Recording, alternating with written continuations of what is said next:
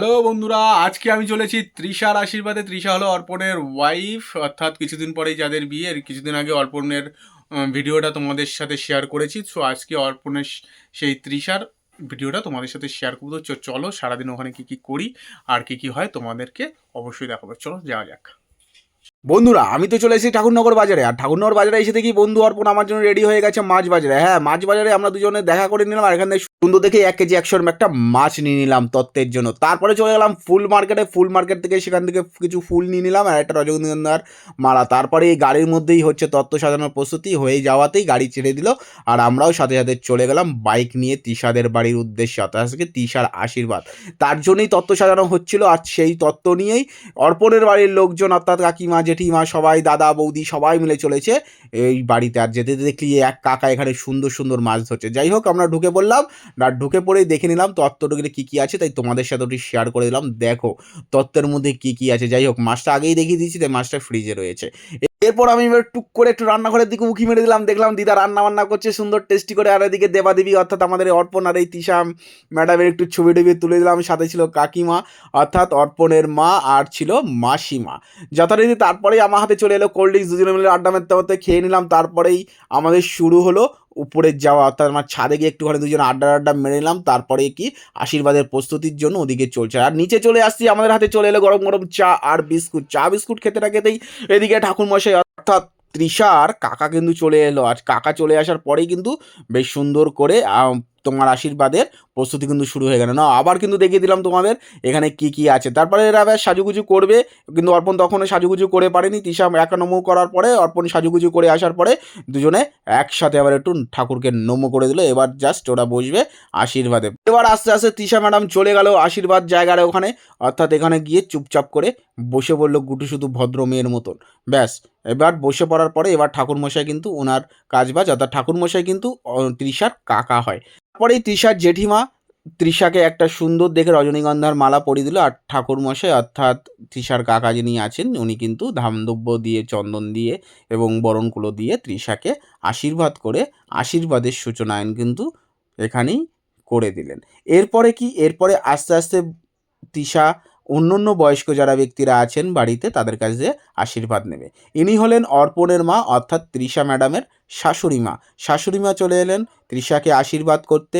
তৃষাকে বরণগুলো দিয়ে, জল দিয়ে, মিষ্টি দিয়ে আশীর্বাদ করলেন এবং সর্বশেষে এই উপহারটা দিলেন। তারপরে তৃষা একটু মিষ্টি করে মিষ্টি খাইয়ে দিল। ব্যাস, তারপরে দেখি এরপরে কি আসে। এরপরে এলো তৃষার একটা দাদু।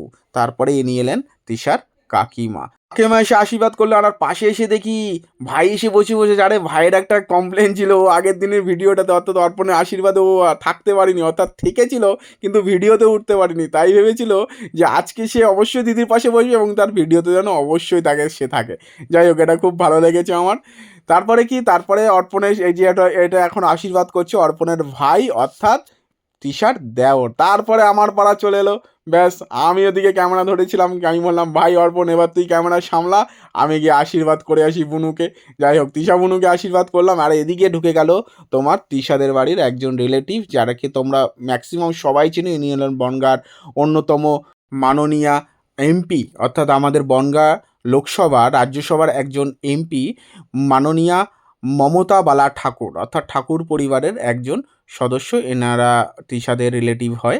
এবার সেই সূত্রে উনি এসছেন, তৃষাকে আশীর্বাদ করেছেন, উপহার দিয়েছেন, তর্পণের সাথে অনেক কথাবার্তা। তারপরে উনি খাওয়া দাওয়া করলেন এবং ওনার সাথে যারা এসেছিলেন, অর্থাৎ ওনার যে সিকিউরিটি গার্ড বা অন্য যে ব্যক্তিগুলো, তারাও কিন্তু এখানে খাওয়া দাওয়া করলো।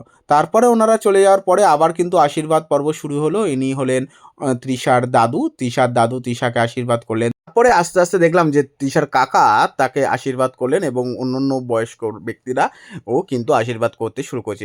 পরে একে একে বয়স্ক ব্যক্তিদের কাছ থেকে কিন্তু তৃষা সকলের কাছ থেকে আশীর্বাদ নিয়ে চলেছে। এরপরে অর্পণের বুনু, অর্থাৎ তৃষার ননদ, তার সাথে বসলো এবং কিছুটা সেলফি তুললো এবং তাকে মিষ্টি খাইয়ে দিয়ে তাকে বরণ করে নিল। এভাবেই চলতে থাকলো আশীর্বাদ পর্ব। কিন্তু এইভাবেই যখন চলতে থাকলো, আমাদের মধ্যে একটু খাবার দাবারের ব্যাপার চলে এলো। আর আমরা একটুখানি খাবার খেয়েই নিলাম। আর তারপরে অর্পণ একটু ফটোশ্যুটের জন্য পাশে গিয়ে বসে পড়লো। আর সুন্দরভাবে ফটোশ্যুট করতে করতে এদিকে অন্য বয়স্ক ব্যক্তিরাও কিন্তু তাকে আশীর্বাদ করে চলেছে। এইটি হলো যে অর্পণের শালাবাবু, অর্থাৎ ছোট্ট তার শালাবাবু। এদিকে চলে এসেছে তার মিষ্টি দুটো বান্ধবী। যাই হোক, মিষ্টি দুটো বান্ধবীর ছবি তুললো, চুমু খেলো, কিন্তু আমাদের তো কিছু খাবার দাবার খেতেই হবে, তাই দেখে নিলাম মেনুতে কি কি আছে। ভাত থেকে, ডাল থেকে, বেগুন ভাজা থেকে, বাঁধাকপি থেকে, মাছ থেকে শুরু করে, তাই বলো মাছের গ্রেভিটা কিন্তু অসাধারণ। তারপরে দেখলাম কিছুটা স্যালাড, আর তারপরেই সুন্দর সুন্দর চিকেন, লাল লাল ঝাল ঝাল চিকেন। আর আমার সবচেয়ে প্রিয় একদম মাটন পুরো সেই অসাধারণ ছিল। তারপরে যথারীতি ছিল পাঁপড়, চাটনি, আর ছিল পায়েস, আর ছিল মিষ্টি। ব্যাস, এগুলো খাওয়া দাওয়া তো হবেই, কিন্তু তার আগে বসে পড়লো সে দিদা আশীর্বাদ করতে। দিদা আশীর্বাদ করতে করতে নিজেই নিজের মিষ্টিটা খেয়ে নিল। তারপরে অর্পণের সাথে আবার কিছুটা ফটোশ্যুট হলো।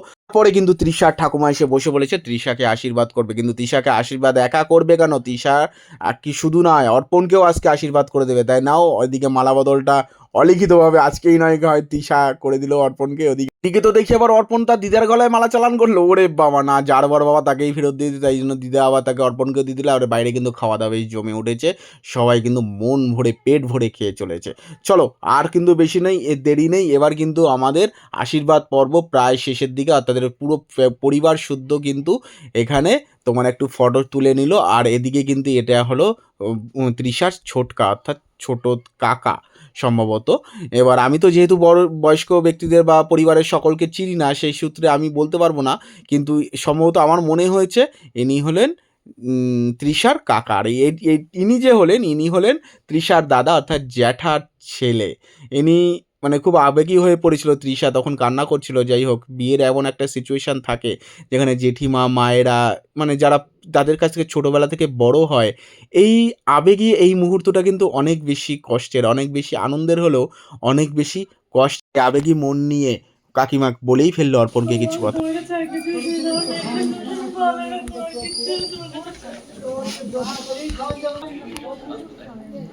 মা বাবার আশীর্বাদ সর্বশেষে হয়, এবং মা বাবা আশীর্বাদ করার পরে তৃষারা এই যে ঘট ছিল, ঘটে এবং ঠাকুর আসনে এসে নমস্কার করলো, এবং তারপরেই ম্যাডাম আমাদের জন্য খাওয়া দাওয়ার আয়োজন কিন্তু শুরু করেছে। একা হাতে পাকা গিন্নির মতো কিন্তু শুরু করে দিয়েছে, আর আমরা এদিকে আড্ডা মারতে শুরু করে দিয়েছি।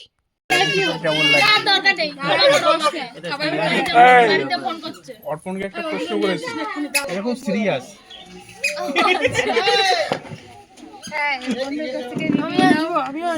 আশীর্বাদে এসে কেমন লাগছে? কেমন লাগছে?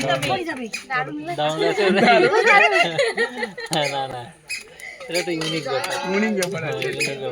হ্যাঁ, আমরা শুধু ব্লগে দেখতে পাচ্ছি, বাস্তবেও দেখছি আর কি। Meet my friends. ও বাবা, রিয়া, লিমা, রিয়া, রিয়া, ইন্দ্রজিৎ, ইন্দ্রদা,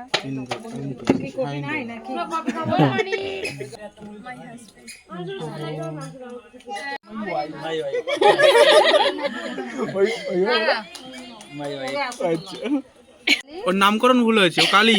না না, লালি লালি, কালী লালি জিজু কই? এখনো চিনতে পারিনি। না না, চেনে চেনে?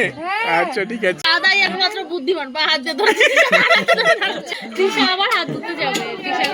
আড্ডা তো অনেক হয়ে গেল, এবার খাওয়া দাওয়া মন দিতে হবে। হ্যাঁ, মেনুটা তো তোমরা আগেই দেখে নিয়েছো। আর এদিকে অর্পণ বাবুর জন্য এই থালাটা কিন্তু সাজানো হয়েছে সুন্দর, ভাত দিয়ে, বেগুন ভাজা দিয়ে, ডাল দিয়ে, বাঁধাকপি দিয়ে, মাছ দিয়ে, আর এদিকে মাটন দিয়ে, আর এদিকে পায়েস আর মিষ্টি দিয়ে কিন্তু সুন্দরভাবে করে থালাটা সাজানো হয়েছে। ব্যাস, এবার অর্পণ আর তৃষা দুজনকে খাইয়ে দিয়ে কিন্তু নতুন জীবনের সূচনা করে ফেললো। আর আমার তরফ থেকে রইল দুজনের জন্য অফুরন্ত ভালোবাসা, অনেক অনেক স্নেহ।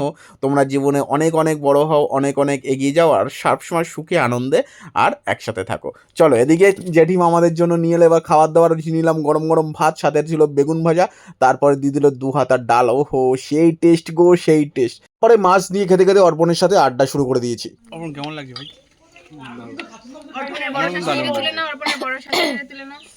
ব্যাস, এবার খেতে খেতে চলে এলাম মাটন। ওহো, বহু অপেক্ষিত সেই মাটন।